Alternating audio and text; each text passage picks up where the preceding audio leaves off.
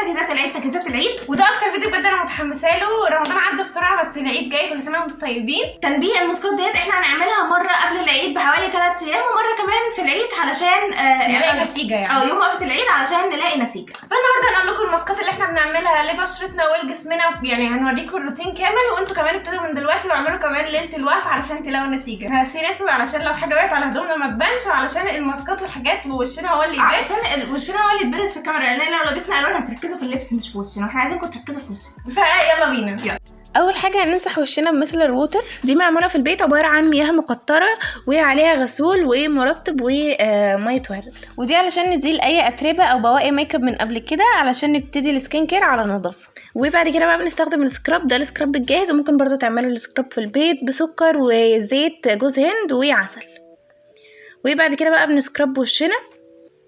السكراب ده كان حلو قوي وكان ناعم على البشره، وحاولوا لو هتعملوا في البيت السكراب تعملوه بسكر ناعم، لان السكر الخشن ممكن يجرح في البشره.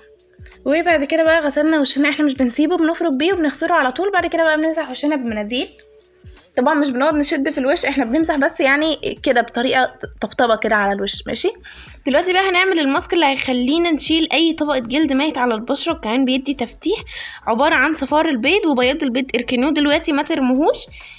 الماسك عباره عن صفار بيضه ومعلقه نشا وكيس نسكافيه بلاك، ممكن اللي ما عندوش نسكافيه بلاك يحط القهوه اللي هو البني يعني. وبعد كده بقى هنقلبهم كويس قوي مع بعض لحد ما نوصل للقوام اللي هو يبقى سهل ان هو يتفرد على البشره. الكميه دي بتكفي 3 افراد او فردين عادي. بتحطوا طبقه خفيفه، طبعا هنا ايه كانت حاطه طبقه اتقل مني شويه، بس انصحكم تحطوا طبقه خفيفه عشان تعرفوا تقشروها بسهوله وتنشف. هو مش بيتشد زي الجيلاتين، هو لازم يتفرك كده علشان يطلع اي حاجه في البشره. بيدي نعومه بعد بقى ما بتغسلوه، اهو احنا كده غسلناه، بجد بيدي نعومه وتفتيح حلو قوي.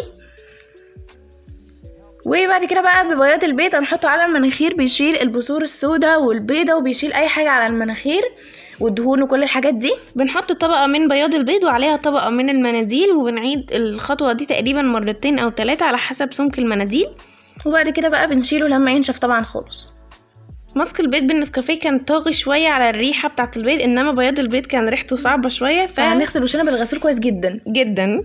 وبعد كده بقى ماسك الترطيب عباره عن معلقه نشا، معلقتين من الزبادي، ومعلقه صغيره من الشاي الاخضر، ومعلقه صغيره لبن بودره. لو مش عندكم لبن بودره حطوا معلقه كبيره من اللبن العادي، وهنقلبه لحد ما يوصل للقوام الكريمي ده. واحنا بنحطه على بشرتنا حسينا بكميه انتعاش كده، والزبادي كان ساقع شويه مع اللبن البودره، كان اصلا ريحته حلوه وكان عايز يتاكل، كريمي كده قوي. هنسيبه على البشره تقريبا 10 دقايق وبعد كده هنغسله. ماشي، وهنا بقى سكراب شفايف عباره عن سكر وملون طعام وعسل وزيت جوز هند، ممكن تستبدلوه بزيت زيتون. هنفرك بيه الشفايف وبعد كده نسيبه حوالي 5 دقايق كده، وبعد كده نمسحه وما نغسلوش عشان يدي توريده للشفايف. بالنسبه للسنان هنحط كربونات الصوديوم، وهنا الليمون جه في عيني، كربونات الصوديوم معاها نص ليمونه، ونفرك بيها الاسنان وبعد كده نغسلها بمعجون السنان العادي. كده السكين كير خلص. دلوقتي بقى هنروح على البادي كير، هنوريكم بنعمل ايه في الشاور وكمان حاجات طبيعيه احنا هنعملها في البيت. يعني هتشوفوا معانا دلوقتي انا بتكلم عن ايه بالظبط. قولوا لنا ايه رايكم في نتيجه البشره الاول، وبعد كده بقى يلا بينا ننتقل للجسم. يلا. اول حاجه هبتدي بيها خلطه الكوع والركب. معانا معلقه صغيره من النشا، معلقه صغيره من كركم البشره بيتجاب من عند اي عطار، ومعاه معلقه صغيره من بيكربونات الصوديوم، ومعاهم نص ليمونه. ده التفاعل اللي هيحصل. ويا جماعه الماسك ده ممنوع تماما على البشره، ده للكوع والركب بس. احنا حطينا ليمونه كامله، بس حطينا الاول بالتدريج، يعني نص وبعد كده نص، علشان القوام ما يبقاش سائل او احنا عايزينه برضو ايه كريمي كده. ونص الليمونه احنا مش هنرميه عشان هنعمل الحركه اللي انتوا شايفينها دي. هنجيب الخليط ونحطه على نص الليمونه ونبتدي ان احنا نفرك بيه الكوع او الركب، وهنسيبه لمده ربع ساعه تقريبا. لما ينشف هيكون لونه هيتغير، يعني لونه هيغمق كده، فتعرفوا كده ان هو نشف. او على حسب الجو يعني هتلاقوه نشف كده على الكوع. بس بتغسلوه بقى. لو عايزين تواظبوا يعني على الوصفه دي ممكن تكرروها 2 أو 3 في الاسبوع. ماشي، دلوقتي بقى كرات الاستحمام الكوريه. هنحط 6 معالق من النشا ومعلقتين سكر، ومعاهم ملون طعام، وده اختياري، وهنبتدي ان احنا نقلبهم مع بعض. الكرات ديت بتفرك الجسم وبتطلع كل الجلد الميت، وبصوا مش هتحتاجوا لاي حاجه، احسن من الحمام المغربي كمان، وبتدي ريحه حلوه قوي، وكمان لونها كيوت وشكلها كيوت. هبتدي دلوقتي انزل بالشاور جل، اي نوع شاور جل عندنا مش نوع معين، وهنقلب لحد ما تكون لنا عجينه متماسكه نقدر ان احنا نمسكها في ايدينا. ولو الشاور زاد مننا شويه ممكن ان احنا نرجع نزود نشا، ولو متماسكه قوي ممكن نحط شويه شاور جل، وهكذا. قعدت اعجن فيها بقى بايدي لحد ما بقت بالشكل اللي انتوا شايفينه ده. هقسمها لكور متساويه، كور صغيره خالص يعني مش عايزينها كبيره. ايوه يعني كل جزء 2 والجزء 2 تاني وكده لحد ما نوصل لحجم كده مناسب. اهو ده كده الحجم اللي احنا هنعمله، ونبتدي بقى ان احنا نكورهم كلهم. حتى يعني ان احنا واحنا بنعملها احنا مستمتعين، فما بالكم هي احنا كيوت كده.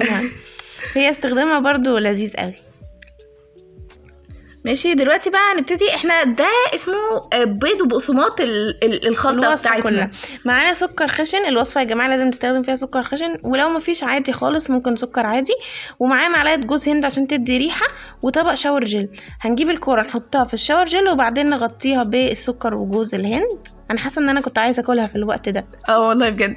وبعد كده بقى هنحط معلقه سكر وجوز هند كده في الطبق اللي احنا هنحفظ فيه من تحت او برطمان. ده طبق بلاستيك بغطا، شوفوا اي حاجه تقدروا تقفلوه لان احنا هنحفظها في التلاجة. وبعد كده بقى هنحطهم نرصهم فوق بعض، هما مش هيلزقوا في بعض، بس برضو احنا بنحط ما بين كل طبقه والتانيه معلقه سكر بجوز هند. ماشي.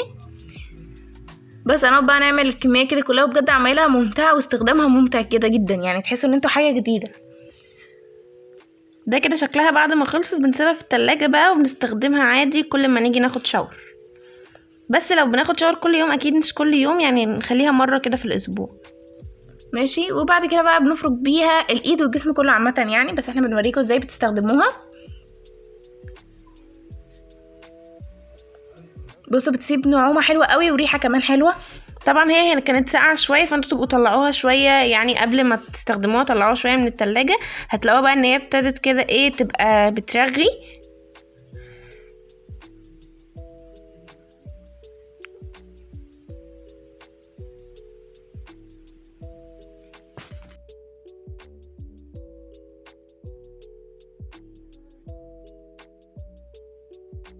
طبعا دي عايزين تعملوها قبل الشاور بتاعكم، في اخر الشاور بتاعكم عادي خالص. هي ملهاش حاجه ثابته، هي اصلا مش هتحتاج بعدها تدعكوا جسمكم لان هي فيها السكراب وفيها كل حاجه.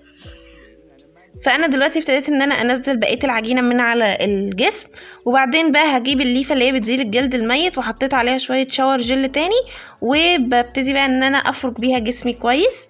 ولو ميه دافيه هيبقى الموضوع احسن بكتير، هتلاقوا ان الجلد الميت ابتدى كله يطلع. فانتوا ممكن تستخدموا العجينه قبل ما تفركوا جسمكم او بعد عادي، مفيش اي مشكله. هبه دلوقتي دخلت تاخد الشاور بتاعها، فانا بقى هوريكم انا برطب بشرتي وجسمي بايه. بالنسبه للمرطب ممكن تستخدموا ببنسن او بنسينول او بيلو ستايل. انا بستخدم بيلو ستايل وبصراحه حلو قوي معايا، فحطيت كميه كده مناسبه على بشرتي. شايفين ازاي البشره بتلمع وملمسها حلو.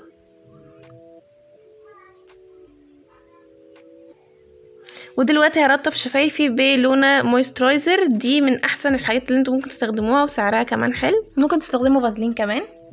بالنسبه للجسم هرطب جسمي بلوشن جليسوليد، ده سعره حلو قوي، سعره كان 40 جنيه و200 ملي، يعني هتكفيكي حبه حلوين. وللكوع علشان استخدمنا بيكربونات الصوديوم وليمون فمحتاج ترطيب اقوى، فاستخدمت فازلين كميه بسيطه خالص، وهو اصلا بيفرد قوي، فما تبقوش يعني ايه تحطوا كميه عشان ما يلزقش كده. دلوقتي بقى هوريكم ازاي بعمل الخلطه اللي بتخلي ريحتي حلوه كل الوقت وكمان سعرها حلو قوي. اول حاجه جبت مكعب مسك. مكعب المسك ده بتجيبوه من عند اي عطار، فده كان سعره تقريبا 8 جنيه وب10 جنيه وكده. ده كان ريحته بالتوت. ابتديت ان انا ابشره بالمبشره اللي هي الجنب الصغير اللي هي بتبشر البشر ببشر صغير. ملحوظه الناس اللي مش بتحب ريحه المسك، وده ريحته مش المسك اللي هو اللي ممكن يخنقكم، لا هو ريحته كده يعني حاجه حلوه. فانا اكتشفت مؤخرا ان المسك ليه روايح، فانا لقيت ده بالتوت فجبته. انما في المسك اللي هو الريحه التقليديه برضو لو بتحبوه جيبوه. ومعايا هنا زيت جونسون بتاع الاطفال، وجبت ورقه كده عملتها زي قمع، وهبتدي ان انا اضيف كميه من المسك على الجونسون ده. دي تقريبا نص الازازه، فحطيت عليها برضو تقريبا نص مكعب المسك، وابتديت ان انا اقفلها وهرجها كويس. وبرضو برجوها كويس قبل الاستخدام، المسك هيدوب اصلا فيها. ودي هنستخدمها في اماكن النبض زي ورا الودن، وكمان اللي هي تحت الايد او تحت كف الايد يعني بتفركوها كده، وكمان ورا الودن بتدي ريحة حلوة جدا وبتفضل ريحتها ثابتة معاكم كتير.